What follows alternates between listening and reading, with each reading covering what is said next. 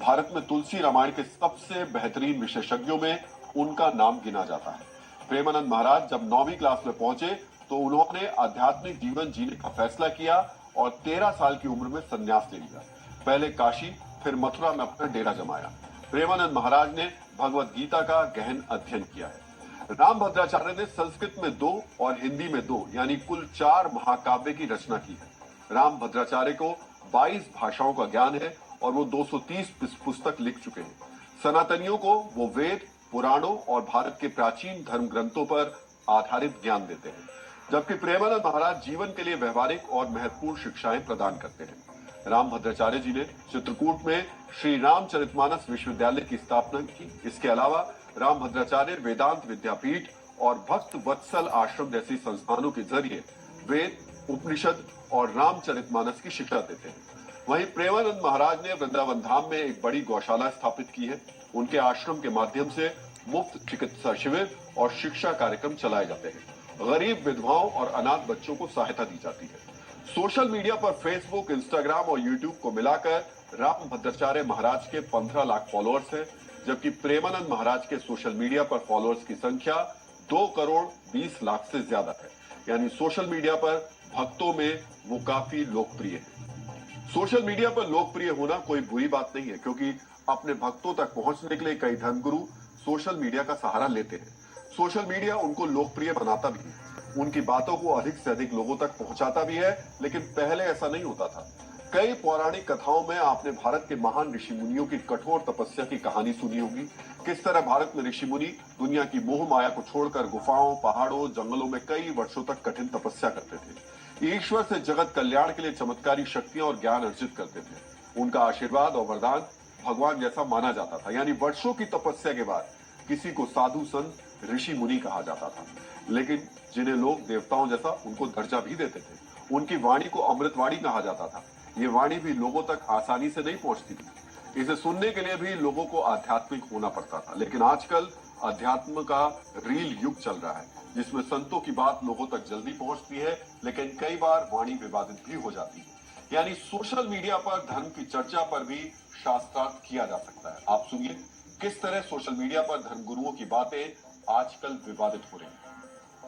अब आज के लड़के लड़कियां जो लिव इन में रह रहे हैं, क्या है ये लिव इन ही एक प्रकार का एड्स है। ऐसी आज की कुछ स्त्रियां गई कबड्डी कबड्डी करके छू के पति को आ गई, सब तलाक दो। आजकल की कुछ नारियां सूपनखा बन रही हैं। फैशन हो गया है 4-4 बॉयफ्रेंड बनाने का। अब देखो, उसने पति को मरवा दिया, पति को मरवा के और दूसरे के संग घूम रही है। ऐसी स्त्रियां ये तो करोड़ों जन्मों तक नाली का कीड़ा बनेंगी। आप समझ सकते हैं किस तरह रील वाला अध्यात्म कई बार विवाद को जन्म दे देता है। सोशल मीडिया पर ऐसे बयान कई बार विवादों को हवा देते हैं और सनातन के संत भी आमने सामने आ जाते हैं। क्या राम भद्राचार्य महाराज और प्रेमानंद महाराज के बीच विवाद की एक वजह ऐसा कोई बयान था? आज आपको यह भी समझना चाहिए। राम भद्राचार्य महाराज से पहले उनके बयान पर उनके शिष्य और उत्तराधिकारी आचार्य रामचंद्र दास का बयान भी सामने आया, जिसके बाद सवाल उठने लगे, क्या जगत गुरु राम भद्राचार्य की प्रेमानंद महाराज पर की गई टिप्पणी सिर्फ संस्कृत जानने की लड़ाई थी? क्या राम भद्राचार्य ने सिर्फ शास्त्रों की समझ और वेद उपनिषदों के ज्ञान को आधार बनाकर प्रेमानंद महाराज को चैलेंज किया था, या फिर बात कुछ और थी? आचार्य रामचंद्र दास ने वो वजह भी बता दी जिसकी वजह से प्रेमानंद महाराज से जगत गुरु राम भद्राचार्य नाराज हुए। आज आपको भी राम भद्राचार्य के शिष्य के बयान को बहुत ध्यान से सुनना चाहिए। जो कहना होता है गुरुदेव हमेशा शिक्षात्मक ही कहते हैं, तो उन्होंने उसी दृष्टि से कहा है। और प्रेमानंद जी महाराज के पिछले कुछ दिनों से आप देखिए तमाम कथावाचक मनगढ़ंत बातें मंच से बोल रहे थे, चाहे कन्याओं के विषय में, चाहे बच्चियों के विषय में, चाहे माताओं के विषय में, या अपने मन से मनमुखी बातें कर रहे थे। वो पिछले कई दिनों से ये प्रश्न आपके मीडिया के माध्यम से भी तमाम चैनलों पर हमने डिबेट देखा था, तो गुरुदेव के मन में इस बात की पीड़ा थी। और गुरुदेव तो बस सहजता में उन्होंने कहा कि वर्तमान के संतों को स्वाध्याय करना चाहिए, ग्रंथों का आश्रय लेना चाहिए। जैसे तमाम जो परंपराएं चली हैं, कोई ग्रंथ के बाहर जाकर के, अपनी पुस्तक के बाहर जाकर नहीं बोलता है। हमारे यहाँ भी आप देखिए कि आज 5-5 वर्ष के बच्चे प्रवचन कर रहे हैं, जिनको कोई आत्मबोध नहीं है। जिसको स्वयं का आत्मबोध नहीं है, दूसरों का क्या कल्याण करेगा?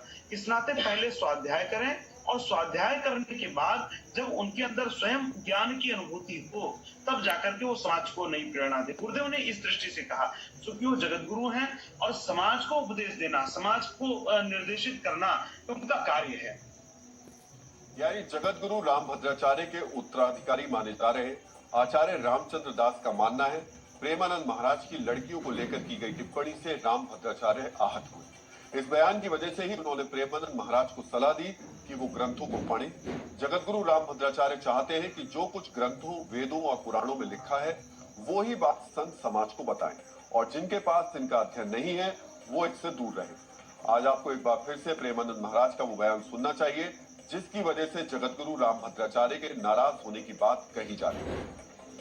अब आजकल बहू मिलना और या पति मिलना बड़ा मुश्किल है, बड़ा मुश्किल है। 100 में कोई 2-4 कन्याएं ऐसी होंगी जो अपना पवित्र जीवन रखकर किसी पुरुष को समर्पित होती होंगी। कैसे वो सच्ची बहू बनेगी? जो 4 लड़कों से मिल चुकी वो सच्ची बहू बनेगी? जो 4 लड़कियों से मिल चुका सच्चा पति बन पाएगा? यानी जगत गुरु रामभद्राचार्य के शिष्य के मुताबिक प्रेमानंद महाराज के बयान से रामभद्राचार्य को परेशानी हुई और उन्होंने प्रेमानंद महाराज को संस्कृत और शास्त्रों को पढ़ने के लिए कहा। आज आपको भी ये जानना चाहिए आखिर भारतीय संस्कृति को जानने के लिए संस्कृत जानना क्यों जरूरी है, क्योंकि हमारे प्राचीन ग्रंथ वेद, उपनिषद, महाभारत, रामायण और शास्त्र संस्कृत में ही लिखे गए। संस्कृत से ही हमें भारतीय दर्शन, योग, आयुर्वेद, खगोल शास्त्र और गणित के मूल सिद्धांतों का ज्ञान मिलता है, क्योंकि प्राचीन भारत में इससे जुड़े ग्रंथ भी संस्कृत में ही लिखे गए। संस्कृत इसलिए भारत के धार्मिक और दार्शनिक विचारों की गहरी समझ प्रदान करती है। इसीलिए संस्कृत को भारत की सांस्कृतिक एकता और ऐतिहासिक परंपराओं को भी संजोए रखने वाली भाषा कहा गया। यानी संस्कृत के बिना भारतीय ज्ञान और दर्शन को सही रूप में समझना मुश्किल है, क्योंकि ग्रंथों के अनुवाद भी कई बार उसमें कमियां रह जाती हैं। फिलहाल सनातन के 2 संतों के बीच विवाद शुरू हुआ तो भारत के साधु संतों की प्रतिक्रियाएं भी आई। आज आपको इस विवाद पर भारत के दूसरे साधु संतों को भी सुनना चाहिए।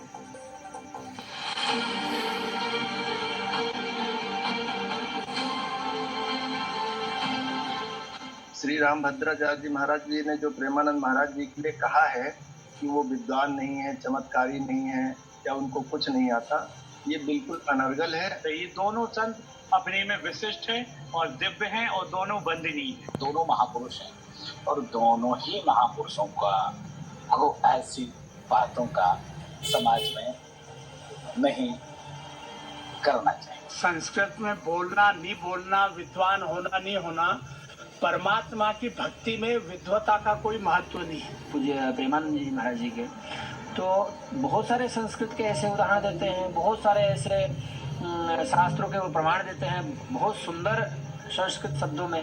तो ये नहीं कहा जा सकता है कि वो संस्कृत नहीं जानते हैं। रामभद्राचार्य महाराज के मुख से ऐसी बातें शोभा नहीं। आज जी न्यूज के विशेष कार्यक्रम जी कचहरी में मध्य प्रदेश की पूर्व मुख्यमंत्री, देश की पूर्व केंद्रीय मंत्री उमा भारती भी आई थी। आज उन्होंने भी भारत के 2 संतों के विवाद पर अपनी राय रखी। मुझे लगता है महापुरुषों के जिनके आपने नाम लिए हैं उनको थोड़ा सजग रहना होगा कि शास्त्रार्थ में पहले क्या होता था कि जितने लोग बैठे होते थे उतने सुनते थे और फिर निष्कर्ष घोषित कर दिया जाता था।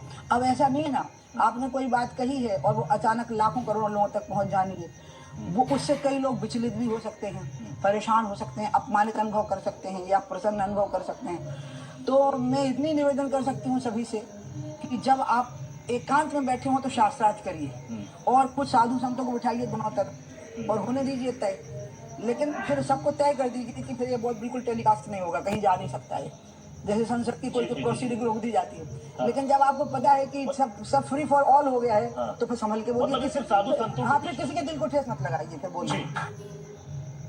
यानी चाहे भारत के साधु संत हो या फिर सनातन को मजबूत करने की बात करने वाले नेता हो, कोई भी नहीं चाहता ऐसी वाणी बोली जाए जिससे सनातन के संत आपस में उलझे, कोई विवाद बढ़े। लेकिन फिलहाल ये विवाद बढ़ता दिखाई दे रहा है, क्योंकि अब जगत गुरु रामभद्राचार्य और प्रेमानंद महाराज के बीच शास्त्रार्थ करवाने की मांग भी तेज हो गई है। दोनों आपस में बैठ करके और दोनों का शास्त्रार्थ हो जाए तो बहुत अच्छी बात है। ये देखो एक दूसरे की शंका का भी समाधान हो जाएगा और दोनों दिग्गज ही दिग्गज है और दोनों आपस में बैठ करके शास्त्रार्थ होगा, दूध का दूध और पानी का पानी हो जाएगा। इसमें तो ऐसे महापुरुष और पहले भी कई जगह पर शास्त्रार्थ चीजें ललकार के आई हैं और हमारे यहाँ आदान प्रदान होता है शास्त्रार्थ के द्वारा। हालांकि जगत गुरु रामभद्राचार्य इस विवाद को खत्म करना चाहते हैं, लेकिन उनके बयान के बाद नई बहस शुरू हो गई है। इसके अलावा मथुरा के साधु संतों की मांग के मुताबिक अब क्या दोनों संत शास्त्रार्थ करेंगे, इसका तो पता नहीं, लेकिन जिस तरह सोशल मीडिया पर धर्मगुरुओं के बयान से विवाद बढ़ रहा है, इस बात पर चर्चा जरूर होनी चाहिए कि रील वाले अध्यात्म से सनातन का नुकसान